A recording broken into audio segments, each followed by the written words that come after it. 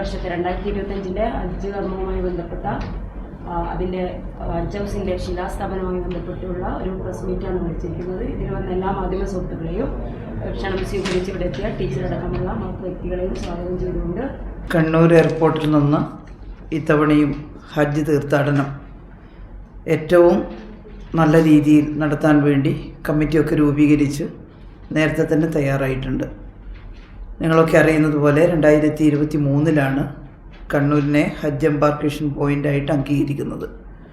നിരന്തരമായിട്ട് എല്ലാവരും ആവശ്യപ്പെട്ടിട്ടുള്ള ഒരു കാര്യമായിരുന്നു കണ്ണൂരിൽ നിന്ന് ഹജ്ജ് തീർത്ഥാടനത്തിനുള്ള സൗകര്യം ഒരുക്കണമെന്നത്. ഹജ്ജ് എംബാർക്കേഷൻ പോയിൻ്റ് അനുവദിച്ച് കിട്ടിയപ്പോൾ ആ ഉത്തരവാദിത്തം ഏറ്റെടുക്കാൻ ഹജ്ജ് കമ്മിറ്റി പൂർണ്ണ സന്നദ്ധരായിട്ട് അന്ന് തന്നെ ഒരുങ്ങിയിരുന്നു. ആദ്യമായിട്ടുള്ള ഒരു തീർത്ഥാടനം എന്നുള്ള നിലയിൽ 2023 ചെറിയ ആശങ്കകളൊക്കെ ഉണ്ടായിരുന്നു. മുൻ പരിചയമില്ല, ഇത്രയധികം തീർത്ഥാടകർ വരുമ്പോൾ എങ്ങനെയാണ് കൈകാര്യം ചെയ്യുക എന്നതിനെക്കുറിച്ച് ചെറിയൊരു ഉത്കണ്ഠ ഉണ്ടായിരുന്നെങ്കിലും സംഘാടക സമിതിയൊക്കെ രൂപീകരിച്ചു. തീർത്ഥാടനത്തിനാവശ്യമായിട്ടുള്ള കമ്മിറ്റിയൊക്കെ രൂപീകരിച്ച് പ്രവർത്തനം ആരംഭിച്ചപ്പോൾ വലിയ ആത്മവിശ്വാസവും വലിയ സന്തോഷവുമാണ് അതുമായി ബന്ധപ്പെട്ട എല്ലാവർക്കും ഉണ്ടായിരുന്നത്. ഹജ്ജ് കമ്മിറ്റിയുടെ ഭാരവാഹികൾ റാഫി ഇവിടെ ഇരിക്കുന്നുണ്ട്. അവരോടൊപ്പം തന്നെ വളരെ സജീവമായി ജനപ്രതിനിധികളും തദ്ദേശ സ്വയംഭരണ സ്ഥാപനങ്ങളുമെല്ലാം ഇടപെട്ടു. നമ്മുടെ നഗരസഭാ ചെയർമാൻ ഷാഹിദ് മാസ്റ്റർ നല്ല രീതിയിൽ മുൻകൈയെടുത്ത് പ്രവർത്തിച്ചു. തൊട്ടടുത്ത പഞ്ചായത്ത് കീഴല്ലൂരാണ്. കീഴല്ലൂർ പഞ്ചായത്ത് പ്രസിഡൻറ്റും ഭരണസമിതി അംഗങ്ങളും എല്ലാം സജീവമായിട്ടുണ്ടായിരുന്നു. ഇതുമായി ബന്ധപ്പെട്ട വിവരങ്ങൾ കൈമാറ്റം നടത്തുന്നതിനൊക്കെ ഇപ്പോൾ നമ്മുടെ മുൻ കോട്ടയം മലബാർ പഞ്ചായത്ത് പ്രസിഡന്റ് ശബനയടക്കമുള്ള നിരവധി ആളുകൾ ഈ ഹജ്ജ് കമ്മിറ്റിയുടെ ഭാഗമായി പ്രവർത്തിച്ചു. കക്ഷി രാഷ്ട്രീയത്തിനും ജാതിമത ചിന്തകൾക്കൊക്കെ അതീതമായിക്കൊണ്ട് ഒരു വിഭാഗം തീർച്ചയായിട്ടും ഹജ്ജ് തീർത്ഥാടനം നടത്തുന്നത് ഒരു പ്രത്യേക മതവിഭാഗത്തിൽപ്പെട്ടവരാണ്. എന്നാൽ എല്ലാവരും ഒരുമിച്ച് ചേർന്ന് തീർത്ഥാടനത്തിനുള്ള സൗകര്യം ഒരുക്കി കൊടുക്കുക എന്നുള്ളതാണ് അവിടെ ചെയ്തത്. വോളണ്ടിയർമാരായും അതുപോലെ തന്നെ കമ്മിറ്റി അംഗങ്ങളൊക്കെയായും എല്ലാവരും ഒരുമിച്ച് പ്രവർത്തിച്ചു. നമ്മുടെ കേരളത്തിൻ്റെ മതേതര മനസ്സിൻ്റെ യഥാർത്ഥ സ്ഥിതി വിളിച്ചോതിക്കൊണ്ട് നാട്ടുകാരുടെ ആകെ സഹകരണത്തോടെ അവിടെ നിന്ന് ഹജ്ജ് തീർത്ഥാടനത്തിന് പോകാൻ ഭക്തജനങ്ങൾക്ക് സാധിച്ചു എന്നുള്ളതാണ് തീർത്ഥാടനത്തിൻ്റെ പ്രത്യേകത. 2030 പേരാണ് 2023 ഹജ്ജ് തീർത്ഥാടന കർമ്മത്തിൽ പങ്കെടുത്തത്. എയർപോർട്ടുമായി ബന്ധപ്പെട്ടിട്ടുള്ള കാർഗോ കോംപ്ലക്സിൻ്റെ കെട്ടിടം ബഹുമാനപ്പെട്ട മുഖ്യമന്ത്രിയും അതുപോലെ എയർപോർട്ട് അധികൃതരും തീർത്ഥാടനത്തിനുള്ള സൗകര്യത്തിനു വേണ്ടി താൽക്കാലികമായി അനുവദിച്ചു തരികയും അവിടെ തീർത്ഥാടകർക്ക് ആവശ്യമായിട്ടുള്ള വിശ്രമ കേന്ദ്രവും അതുപോലെ ആരോഗ്യ പ്രശ്നങ്ങൾ പരിഹരിക്കാനുള്ള സംവിധാനവും ഭക്ഷണവും ഒക്കെ ഒരുക്കിക്കൊണ്ടാണ് 2023 തീർത്ഥാടനം ഭംഗിയായിട്ട് നടത്തിയത്. 2023 വിമാന സർവീസുകൾ ഉപയോഗപ്പെടുത്തിക്കൊണ്ടാണ് 2030 തീർത്ഥാടകർ സുഗമമായി ഹജ്ജ് കർമ്മം അനുഷ്ഠിച്ച് തിരിച്ചെത്തിയത്. രണ്ടാമത്തെ വർഷം കുറച്ചുകൂടി അധികം തീർത്ഥാടകർ 2024 3208 തീർത്ഥാടകരാണ്. 3208 തീർത്ഥാടകർ രണ്ടാമത്തെ വർഷം ഉണ്ടായി. തീർത്ഥാടകരുടെ എണ്ണം വർദ്ധിച്ചു.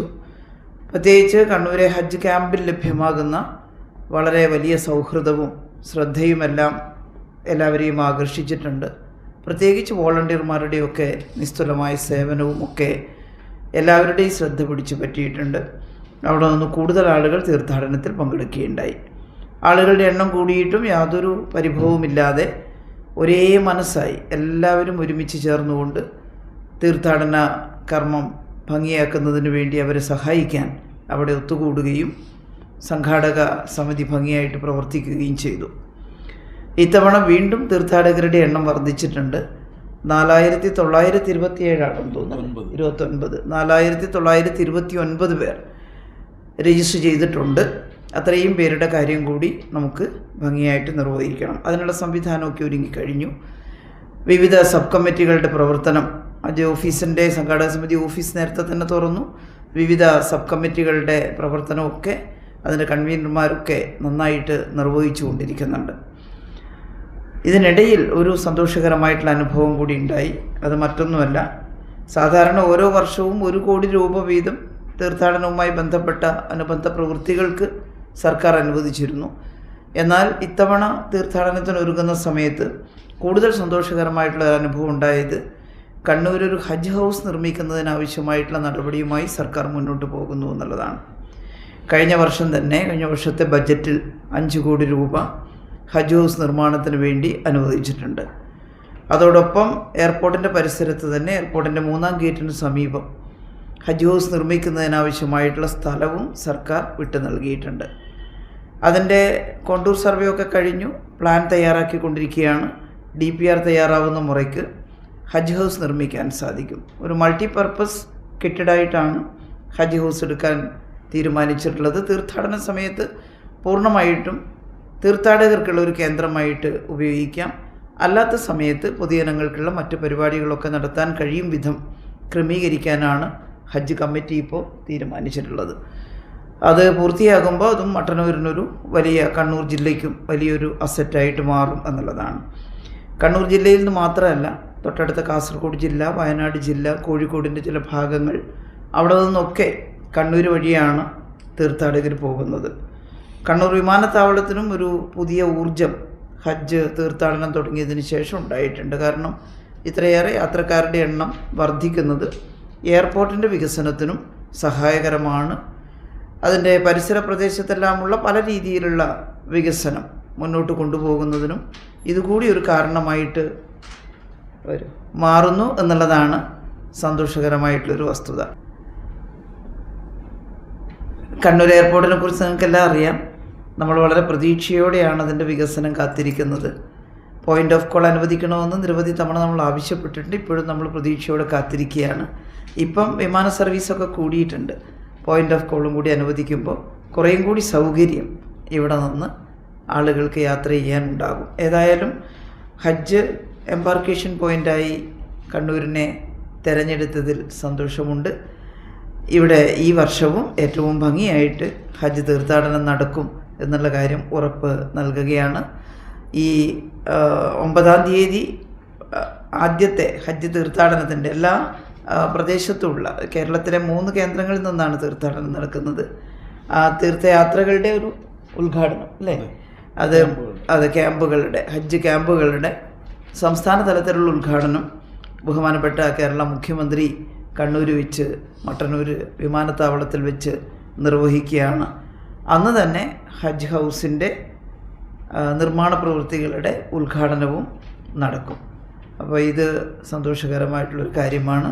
ഈ കാര്യങ്ങൾ അറിയിക്കുന്നതിനാണ് ഇന്ന് ഞങ്ങളിവിടെ ഒത്തുചേർന്നിട്ടുള്ളത്. ഇവിടെ നമ്മുടെ കഴിഞ്ഞ 2 വർഷത്തെ അനുഭവം, ഇവിടുത്തെ സൗകര്യങ്ങളും കാര്യങ്ങളൊക്കെ പൊതുവേ നമുക്കൊരു പ്രശംസ പിടിച്ചു പറ്റിയിട്ടുണ്ട് സ്റ്റേറ്റ് ലെവലിൽ തന്നെ. ഇതിലേറ്റവും സന്തോഷകരമായ കാര്യം എന്ന് പറയുന്നത് നമ്മുടെ ഹജ്ജ് ഹൗസിന് പണം അനുവദിക്കുകയും അതിൻ്റെ തർക്കലിടൽ കൂടി നടന്നു എന്നുള്ളത്. ഇപ്പോൾ കോഴിക്കോട് പോലും എത്രയോ വർഷങ്ങൾക്ക് ശേഷമാണ് ഹജ്ജ് ഹൗസ് നിർമ്മിക്കപ്പെടുന്നത്. നമ്മൾ 3-ാം വർഷത്തിലേക്ക് എത്തുമ്പോൾ ഹജ്ജ് ഹൗസ് നിർമ്മിക്കുന്നതിലേക്ക് പോയി. അപ്പോൾ അത് സംസ്ഥാന ഗവൺമെൻറ് അതിന് വലിയൊരു സഹായം, ഈ ഒരു 5 കോടി രൂപ 3-ാം വർഷത്തിൽ തന്നെ അനുവദിച്ചു എന്നുള്ളതാണ് ഇതിൽ ഏറ്റവും പ്രധാനപ്പെട്ട കാര്യം. അത് മുഖ്യമന്ത്രി അവിടെ നിർവഹിക്കുകയാണ്. പൊതുജനങ്ങൾക്കുൾപ്പെടെ എയർപോർട്ടിനകത്തുള്ള കാർഗോ കോംപ്ലക്സിലാണ് ചടങ്ങുകൾ നടക്കുന്നതെങ്കിലും പൊതുജനങ്ങൾക്കുൾപ്പെടെ എല്ലാവർക്കും അവിടെ പ്രവേശനം അന്ന് സൗകര്യപ്പെടുത്തിയിട്ടുണ്ട്, പാർക്കിംഗ് സൗകര്യപ്പെടുത്തിയിട്ടുണ്ട്. അവിടെ അന്ന് വാഹനങ്ങൾക്കുള്ള ആ കാര്യത്തിന് വരുന്ന വാഹനങ്ങൾക്കുള്ള ടോള് ഒഴിവാക്കാനുള്ള തീരുമാനമെടുത്തിട്ടുണ്ട്. അപ്പോൾ പരമാവധി എല്ലാ ആളുകളും ചേർന്നുകൊണ്ട് ആ പരിപാടി ഗംഭീര വിജയമാക്കി നമ്മുടെ കണ്ണൂർ കാസർഗോഡ് ഉത്തര മലബാറിനെ സംബന്ധിച്ചിടത്തോളം ഏറെ പ്രധാനമുള്ള ഒരു കാര്യമാണ്. നേരത്തെ ടീച്ചർ സൂചിപ്പിച്ചതുപോലെ മൾട്ടിപർപ്പസ് ഹജ്ജ് ഹൗസാണ് ഉദ്ദേശിക്കുന്നത്. ഈ ഒരു മാസമേ യഥാർത്ഥത്തിൽ ഹജ്ജ് ഹൗസ് ഹാജിമാർ ഉപയോഗിക്കുകയുള്ളൂ. മറ്റ് സമയങ്ങളിൽ പൊതു ആവശ്യങ്ങൾക്ക് കൂടി ഉപയോഗിക്കാൻ കഴിയുന്ന തരത്തിൽ 3-ാം ഗേറ്റിൻ്റെ ഏറ്റവും അവസാന ഭാഗത്താണ് ക്രമീകരിച്ചിരിക്കുന്നത്. അപ്പോൾ എയർപോർട്ടിൻ്റെ കോമ്പൗണ്ടിൽ കയറാതെ തന്നെ മറ്റു വഴികളിലൂടെ അവിടത്തേക്ക് ആളുകൾക്ക് വരാനും പോകാനും ഒക്കെയുള്ള സൗകര്യം ഉപയോഗപ്പെടുത്തുന്നുണ്ട്. 1 ഏക്കർ സ്ഥലം നമുക്ക് ഇപ്പോൾ തന്നെ കൈമാറി കഴിഞ്ഞു. അത് പെർമിസീവ് സാങ്ഷനും ആയിക്കഴിഞ്ഞു. എല്ലാം വളരെ വേഗതയിലായിരുന്നു. സാധാരണ നമ്മൾ സർക്കാർ സംവിധാനം കുറച്ച് താമസം ഉണ്ടാകുമെന്നാണ് കരുതുന്നതെങ്കിലും വളരെ വേഗതയിൽ ബഹുമാനപ്പെട്ട MLAയും അതുപോലെ തന്നെ മിനിസ്റ്ററൊക്കെ ഇടപെട്ട് വളരെ വേഗതയിലാണ്. ഇത് കുറേ കൂടി സാങ്കേതികത്വം ഉണ്ടായിരുന്നു. കാരണം എയർപോർട്ടിൻ്റെ വികസനത്തിന് വേണ്ടി കിൻഫ്ര ഏറ്റെടുത്ത ഭൂമിയാണ്. പക്ഷെ അതൊക്കെ മറികടന്നുകൊണ്ട് നമുക്ക് പെർമിസീവ് സാങ്ഷൻ കിട്ടിക്കഴിഞ്ഞു. ഇനിയിപ്പോൾ തുടങ്ങണം. അതിന് വേണ്ടിയിട്ടുള്ള കാര്യങ്ങളാണ് പോകുന്നത്. ഇപ്പോൾ 5 കോടി ഗവൺമെൻറ് അനുവദിച്ചിട്ടുണ്ട്. അപ്പോൾ ഇന്നലെ ചേർന്ന സംസ്ഥാന ഹജ്ജ് കമ്മിറ്റി യോഗത്തിൽ ക്രൗഡ് ഫണ്ടിങ്ങിനെ കുറിച്ചും നമ്മൾ സർക്കാരുമായി ആലോചിച്ച് ചെയ്യണമെന്നാണ് ആഗ്രഹിക്കുന്നത്. അതിൽ പങ്കാളികളാകാൻ താല്പര്യമുള്ളവരെ കൂടി പങ്കെടുപ്പിക്കണമെന്നുള്ളൊരു കാര്യം കൂടി ഹജ്ജ് കമ്മിറ്റി തീരുമാനിച്ചിട്ടുണ്ട്. കോഴിക്കോട് അതേ രീതിയിലാണ് നിർമ്മിച്ചത്. അപ്പോൾ അതുകൂടി നമ്മൾ നാളെ CM-ആയിട്ട് സംസാരിച്ച് അതിൻ്റെ ഒരു അന്തിമ രൂപം ഉണ്ടാക്കണം എന്നുള്ളതാണ് ആലോചിച്ചിരിക്കുന്നത്. വരുന്ന എല്ലാവർക്കും ആവശ്യമായിട്ടുള്ള ലഘുഭക്ഷണമൊക്കെ കൊടുക്കണമെന്ന് പറഞ്ഞിട്ടുണ്ട്. അവിടെ എത്തിച്ചേരുന്നതിന് അല്പം ബുദ്ധിമുട്ടുണ്ടാകും. എല്ലാ വാഹനങ്ങളും പോകുമ്പോൾ ഒഴിവാക്കാൻ പൊതുഗതാഗത സൗകര്യം ഉപയോഗപ്പെടുത്താനാണ് തീരുമാനിച്ചത്. 5-6 സ്ഥാപനങ്ങൾ AKG ആശുപത്രി ഉൾപ്പെടെ അവരുടെ ബസ്സൊക്കെ വിട്ടുതരാൻ പറഞ്ഞിട്ടുണ്ട്. മട്ടന്നൂർ നഗരത്തിൽ നിന്നും 2 മണി മുതൽ എയർപോർട്ടിലേക്ക് ഗതാഗത സൗകര്യം ഏർപ്പെടുത്തിയിട്ട് തിരിച്ച് ഷട്ടിൽ സർവീസാണ് നടത്തുക. അതുപോലെ അഞ്ചരക്കണ്ടിയിൽ നിന്നും ചാലോട് നിന്നും ഓരോ വാഹനങ്ങളും ഉണ്ടാവും 1:30 മണിക്ക് ശേഷം. അക്കാര്യം കൂടി നിങ്ങൾ ജനങ്ങളെ അറിയിക്കണമെന്നാണ് അഭ്യർത്ഥിക്കേണ്ടത്. മുഴുവൻ മാധ്യമ പ്രവർത്തകരെയും എയർപോർട്ടിലേക്ക് ക്ഷണിക്കുകയും ചെയ്യുകയാണ്. നാളെ വൈകുന്നേരം ഒരു ചായ സൽക്കാരം അവിടെ ഏർപ്പെടുത്തിയിട്ടുണ്ട് 6 മണിക്ക്. ആ സമയത്ത് നമ്മൾ ഉദ്ഘാടന ചടങ്ങിന് ശേഷം അവിടെ ഒരു ചായ സൽക്കാരം ഉണ്ട്. എല്ലാ മാധ്യമ പ്രവർത്തകരും ഉണ്ടാവണമെന്നും അതുപോലെ എന്തെങ്കിലും തരത്തിൽ നിങ്ങളുടെ ശ്രദ്ധയിൽ ഏതെങ്കിലും ന്യൂനതകൾ ഉണ്ടെങ്കിൽ അപ്പം തന്നെ നമ്മുടെ സംഘാടകരെ അറിയിച്ച് പെട്ടെന്ന് തന്നെ പരിഹരിക്കാൻ ആവശ്യമായിട്ടുള്ള ഇടപെടലുണ്ട് നമ്മൾ സഹായിക്കണമെന്നും കൂടി അഭ്യർത്ഥിക്കുകയാണ്.